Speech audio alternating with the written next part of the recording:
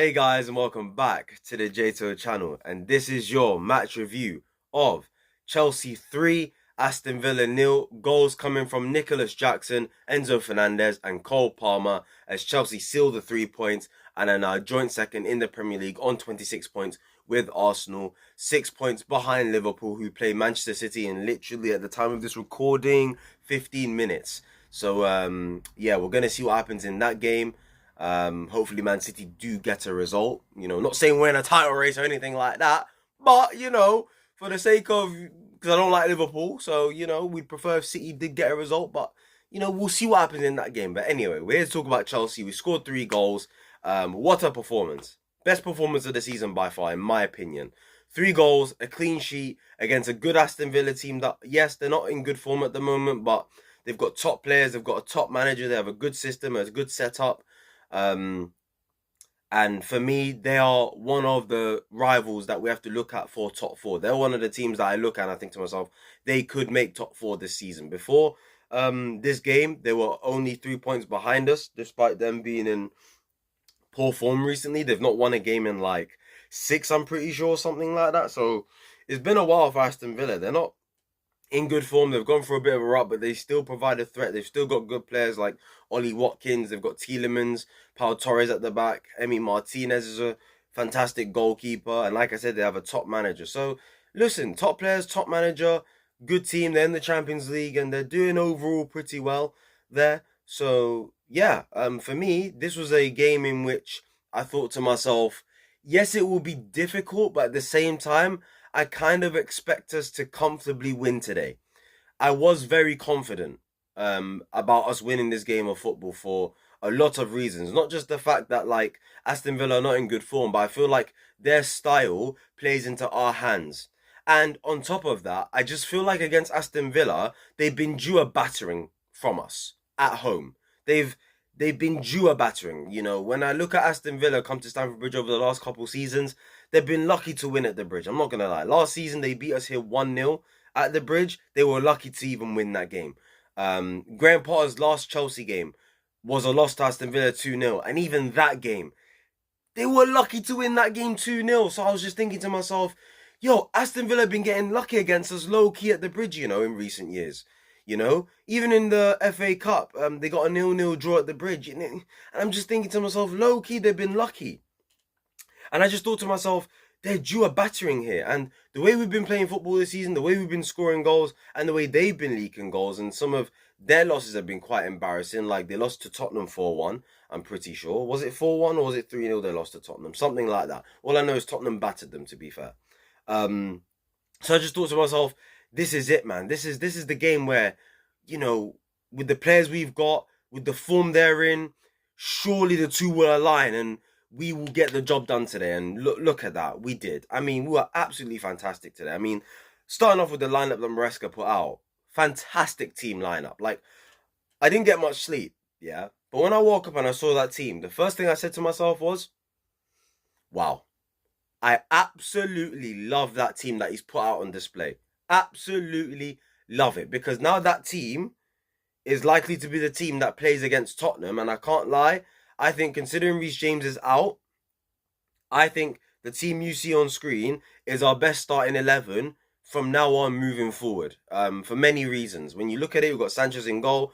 Maybe Jorgensen should get in. Hopefully he gets a chance against Southampton. But Sanchez was pretty good today and maybe justifies Maresca's decision as to why he persists with him.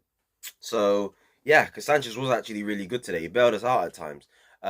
Back four of Caicedo playing right back, Wesley Fofana, Levi Colwill, Cucurella, Enzo Fernandez, Romeo Lavia midfield, Palmer in front of them, Sancho on the left, Neto on the right, Nicholas Jackson up front. Now, there's loads of reasons why I loved this lineup. Now, before I do get started on why and how the game went and stuff like that, I hope Wesley Fofana's okay. Wesley Fofana got injured today. I'm pretty sure to his ankle. I think he twisted it whilst he was trying to handle the ball. And that led to one of Villa's chances in the second half. Don't get it twisted, right? I think Wesley Fofana gets over-criticised.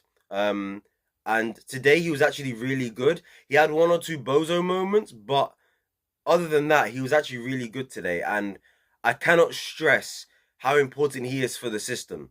He's our only defender with recovery pace, which is one of the reasons why we can play a high line and why Maresca plays a high line.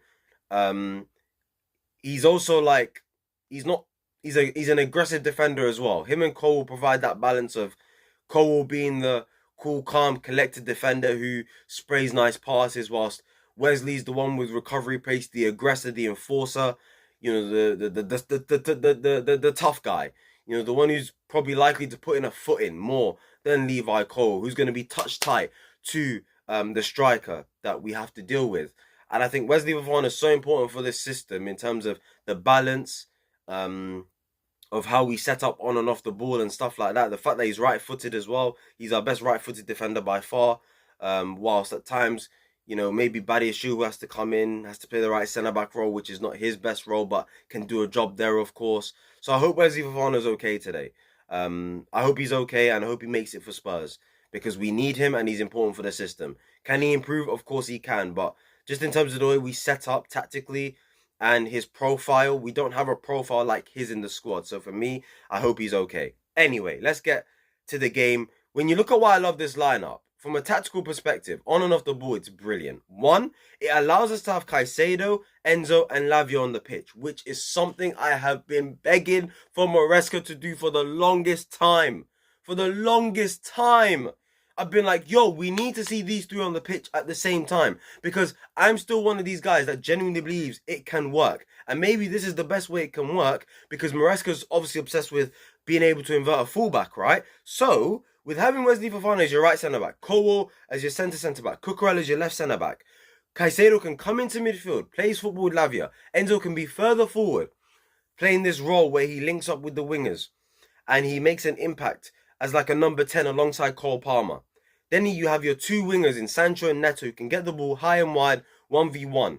And you got Nicholas Jackson up front doing all sorts, running in behind, dropping deep, holding the ball up, linking up the play. The balance, defensively and offensively, how we play on and off the ball, this lineup provides exactly all of those things, bro. And plus, some players are just not in form. Gusto's not in form, Madueke's not in form, so the likes of Neto had to play. I'm happy Jadon Sancho started today because for me, before his period of not playing due to whether it was illness or an injury, I thought he was playing well, and overall I thought he was important to the way we was playing, and you saw it again today. He had a tidy game today, nice, composed, keeping the ball, etc, etc. And overall we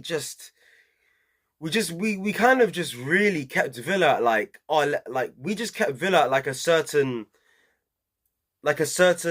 how do I say this, like we kept them here today, you know. We kept them from going from here to here today. We kept them here whilst we were just here the whole time, just looking down on them, just sort of controlling them. Anything that happened in the game today was because of us, literally. Literally not because of Villa. So you just looked at the way we played in the first half. We were pressing them like mad. Emi Martinez, I mean, I've never seen him that shook. Emi Martinez, one thing about Emi Martinez is he's not shook, right? He's not normally frightened. He doesn't look a bit nervous. Today, that brother was looking nervous today. He was looking nervous today. He picked the ball up after Pau Torres took a touch, which led to Chelsea getting a free kick inside the penalty area. He directly gave the ball to Nicholas Jackson right after, but he saved himself from that situation. He was kind of iffy on the ball today. Like, Emi Martinez, we kind of rattled him a little bit, you know. So, for us to do that against a really good goalkeeper is really good from us today. And you just saw the way we started. We was onto them, you know, controlling the game. And then eventually, once we started to settle down, Cucurella gets the ball back off their winger who had a poor touch, does a 1-2 with Jadon Sancho. Cucurella puts the ball in the box. Nicholas Jackson back of the net. That finish from Nicholas Jackson, oh my lord. I mean, wow. That finish once again shows his finishing this season. It's the types of goals this guy's scoring that's impressing me the most, man.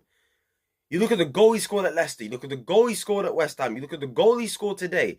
He's not scoring these types of goals last season. He's simply not. I don't care what anyone says. He's not scoring these types of goals last season. So it just shows he's just gone to a whole new level in terms of the types of goals he's scoring this season. And he just tops off with another fantastic performance. So fair play to Nicholas Jackson. Cucurella today. Offensively, brilliant with the assist. Defensively, especially when Leon Bailey came on. This guy has that whole left-hand side locked down. Nobody goes past this brother. Best left back in the league right now. And I'm not sure who's a better performing left back in Europe currently, bro. This guy has been fantastic this season. And we love to see it, man. We absolutely love to see it. What a player. Seriously, what a player, man. Genuinely, like, in terms of, I think, ratings, he has done the biggest U-turn I've seen in a Chelsea player since Rudiger. You know? This guy went from being booed, cussed out, abused, yeah? Constantly, to now being one of the most loved players by the whole fan base. The U-turn he's done, outrageous. What a performance today. He's probably my man of the match alongside Caicedo, who once again, Caicedo can just do anything, mate. I mean, the guy, the consistency these two players are putting in at the moment for us is outrageous for me. It's absolutely ridiculous, the consistency that we're seeing from Caicedo and Cucurella. For me, they've been our two best players this season. I get Cole Palmer has about 14 GA in 13 games. I understand Nicholas Jackson scoring a whole heap of goals, but in terms of consistency, week in, week out, putting in sevens, at least sevens, 8 out of 10s, week in, week out, Caicedo and Cucurella have been those guys for us this season. Top performances from both of them. So, and you saw it today. So, yeah, obviously we go 1-0 up. We get the second goal due to Enzo Fernandez. And look, I've got something to say about Enzo Fernandez. Listen, for anyone doubting this brother, for anyone doubting his quality, for anyone doubting whether it can work out in the Premier League, miss me with it, bro. Miss me with it. There's a reason why I have not been fully going in on Enzo Fernandez. Of course he can do better. He costs 105 million. Of course he can. But the guy's been getting over-criticised, and to an extent, we've not done everything in our power to get the best out of him. But now, with the way that Maresca's been setting up this team in the last 2 weeks, it's no surprise that Enzo Fernandez is starting to enjoy football again. Yeah? And like I said, I may not like him moving forward in terms of him being in attacking positions. I may not like that. I may like him deeper and stuff like that. But it's clear that when I say he needs to do better, in areas like that today, where he gets the ball from Cole Palmer and he strikes it, that is the types of things I'm looking for in terms of him improving. In terms of me wanting him to do better. Because if Maresca is going to persist with playing him in the final third a lot of the time and have him involved in the box, then Enzo needs to start improving in terms of his conviction, his decision making, his shooting, and he needs to start scoring goals, getting assists. That's exactly what he is doing. That's exactly what he's doing.